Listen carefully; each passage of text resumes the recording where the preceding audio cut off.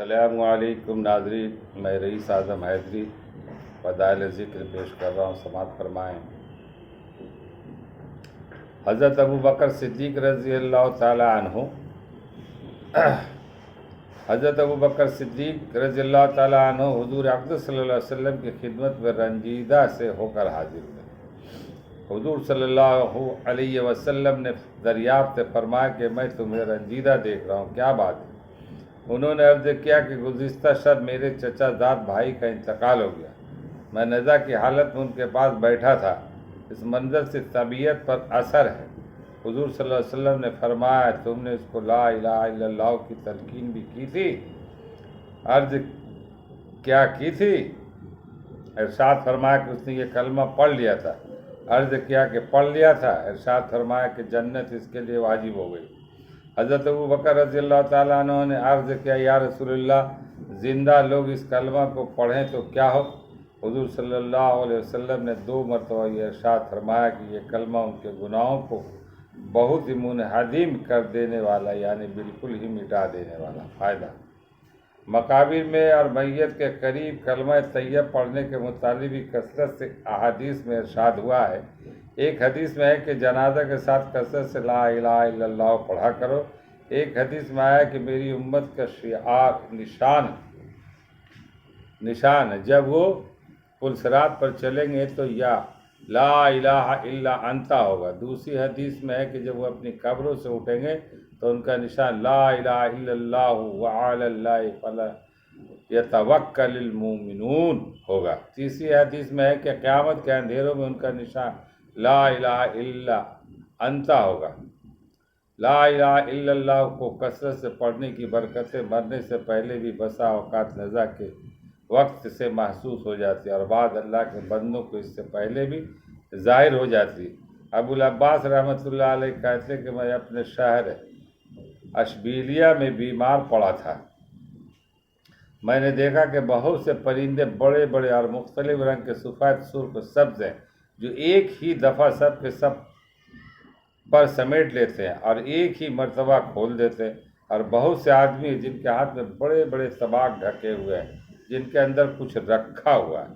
میں اس سب کو دیکھ کر یہ سمجھا کہ یہ موت کے تحفے ہیں۔ میں جلدی جلدی کلمہ پڑھنے لگا۔ ان میں سے ایک شخص نے مجھ سے کہا کہ تمہارا وقت ابھی نہیں آیا، یہ ایک اور مومن کے لیے تحفہ ہے جس کا وقت آ گیا۔ حضرت عمر بن عبدالعزیز رحمۃ اللہ علیہ کا جب انتقال ہونے لگا تو فرمایا مجھے بٹھا دو۔ لوگوں نے بٹھا دیا۔ پھر فرمایا یا اللہ، تو نے مجھے بہت سے کاموں کا حکم فرمایا، مجھ سے اس میں کوتاہی ہوئی، تو نے مجھے بہت سی باتوں سے منع فرمایا، مجھ سے اس میں نافرمانی ہوئی۔ 3 مرتبہ یہی کہتے رہے۔ اس کے بعد فرمایا لیکن لا الہ الا اللہ، یہ فرما کر ایک جانب سے غور سے یہ دیکھنے لگے۔ کسی نے پوچھا کیا دیکھتے؟ فرمایا کچھ سبز چیزیں ہیں کہ نہ وہ آدمی ہے نہ جن۔ اس کے بعد انتقال فرمایا۔ زبیدہ کو کسی نے خواب میں دیکھا، اس سے پوچھا کیا گزری؟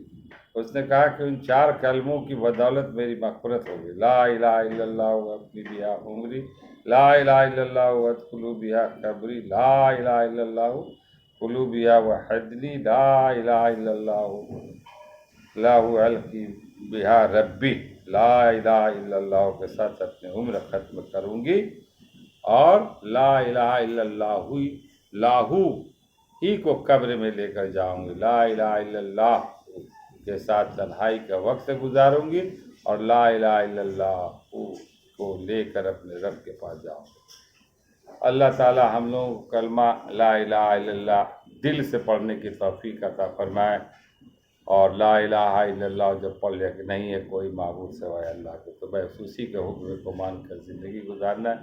یہی اصل جو ہے نا ہدایت بھی، یہی تعلیم بھی ہے، یہی حکم بھی ہے، مگر ہم لوگ صرف زبان سے کلمہ پڑھ رہے ہیں، اس کا دل سے اس پر جو ہے نا غور و فکر، ذہن سے غور و فکر نہیں کر پا رہے۔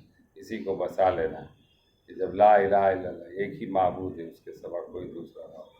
اللہ تعالی ہم لوگوں کو ہدایت دے اور ہم سب کو بھی راستے پہ عمل کرنے کی توفیق عطا فرمائے، چلنے کی توفیق عطا فرمائے۔